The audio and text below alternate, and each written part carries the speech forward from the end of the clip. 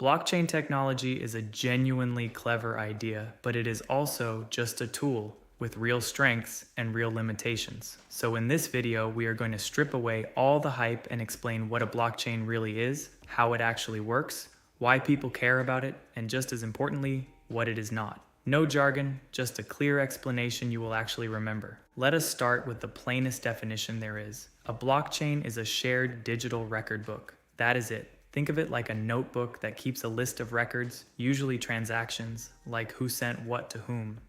Now, normally, a record book like this would be kept by one trusted authority. A bank keeps the record of your account. A company keeps a record of its data.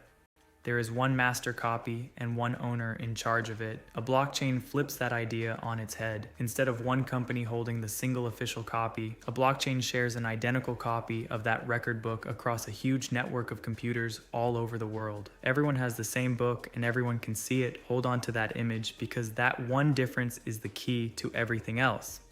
Now, let us unpack the name itself, because it literally describes how the thing works. Blockchain. A block is simply a batch of records grouped. Imagine writing transactions on a page until the page is full. That full page is a block.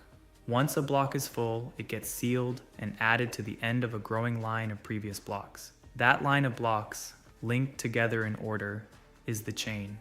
And here's the clever part.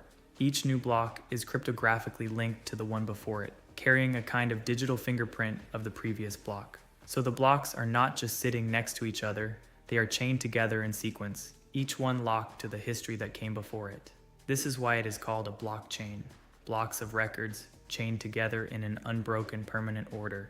Here is where blockchain becomes genuinely different from almost everything that came before it. Remember how that record book is copied across a whole network of computers? Those computers are spread all around the world, and no single one of them is the boss. There is no central authority, no head office, no single company that owns the master copy and can secretly change it. Instead, the network as a whole maintains the record together. We call this being decentralized. When a new transaction happens, it gets broadcast to the network, the computers check it against the rules, and once they agree it is valid, it gets added to everyone's copy at the same time. So instead of trusting one institution to keep an honest record, you are trusting a whole distributed network that all has to agree. That shift from one owner to a shared network is the beating heart of the entire idea. So a natural question is, if there is no central authority, what stops someone from cheating, from just faking a transaction or rewriting history? This is where blockchain gets impressively secure, and it comes down to two things. First, because every block is cryptographically linked to the one before it. You cannot quietly change an old record. If you tried to alter a transaction from the past, it would break the digital fingerprint linking that block to all the blocks after it, and the whole network would instantly notice the tampering. It would be like trying to remove one brick from the bottom of a wall without anyone seeing the wall shift. Second, because thousands of computers each hold a copy and must agree on what is valid, you cannot just convince one of them to lie. You would have to overpower a massive share of the entire network at once, which on a large blockchain is extraordinarily difficult and expensive. This combination is why, once something is confirmed on a well-established blockchain, it is considered practically permanent. You will hear two buzzwords constantly with blockchain, decentralized and trustless, so let us make them concrete, because they actually mean something useful. Decentralized, as we said, just means no single entity is in control. The record is maintained by many participants rather than one authority. Trustless is the one that sounds strange, but it is powerful. It does not mean there is no trust involved. It means you do not have to trust any single person or company, because you can trust the system itself. Normally, to send money, you have to trust your bank to record it correctly. With a blockchain, the rules and the network handle that verification, so two strangers who do not know or trust each other can still transact safely because the system enforces honesty. That is the real promise. It replaces trust in a middleman with trust in a transparent, shared set of rules that anyone can verify. Now let us cut through the hype with an honest comparison, because this is the part most videos skip. A blockchain is, at the end of the day, a type of database, a way of storing information. And here is the truth. For most everyday purposes, a regular database run by a single company is faster, cheaper, and simpler than a blockchain. If one trusted organization needs to store data, they do not need a blockchain. They just need a normal database. So what does a blockchain actually give you that a regular one does not? It shines in exactly one situation, when you need many people who do not fully trust each other to share a single record without relying on a middleman to police it. That is its superpower, and it's the only real reason to exist. If you do not need that, if you are fine trusting one central authority, a blockchain is usually slower and more complicated for no reason. Understanding this is how you separate the genuine uses from the hype. So where does that superpower actually matter? The first and biggest real-world use is cryptocurrency.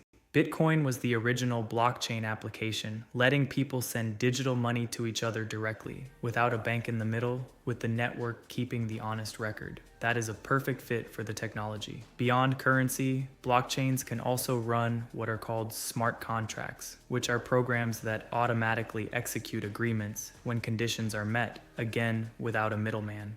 People are also exploring blockchains for tracking goods through supply chains, for proving ownership of digital items, and for record keeping where multiple parties need a shared, tamper-resistant history. Some of these uses are genuinely promising. Others, honestly, are companies slapping the word blockchain onto things that do not need it, just to sound innovative. The skill is asking one question: does this really need many untrusting parties sharing a record with no middleman? If yes, blockchain may fit. If not, it is probably hype. Let us be fully honest about the downsides, because a hype-free explanation has to include them. Blockchains are often slower than traditional systems, because getting a whole network to agree takes more time and effort than a single company just updating its own database. They can be expensive to use, and some, depending on how they reach an agreement, have consumed enormous amounts of energy, which has been a real and fair criticism. They are also not magically unhackable. The core record may be extremely secure, but the apps, exchanges, and personal wallets built around it can absolutely be attacked, and often are. And blockchain does not automatically make information true. It faithfully records whatever is entered, even if what is entered is wrong. So blockchain is not a cure-all. It is a specialized tool that is brilliant for a specific problem and unnecessary for most others. That balanced view is exactly what the hype tends to leave out. So let us bring it all together. A blockchain is a shared digital record book, copied across a whole network of computers, where records are grouped into blocks and chained together in a permanent order. Because no single authority controls it and everyone holds a copy, it is extremely hard to cheat or rewrite, allowing people who do not trust each other to share an honest record without a middleman. That is its true and only superpower. It powers cryptocurrency, smart contracts, and certain kinds of shared record keeping, but it is slower and more complex than a normal database, and it is genuinely useful only when you need that trustless, decentralized quality. Blockchain is a clever, specialized tool, and now you actually understand it. If this finally makes blockchain make sense, then like the video and subscribe, because we are breaking down every money tool one video at a time. This video is for educational purposes only and is not financial advice.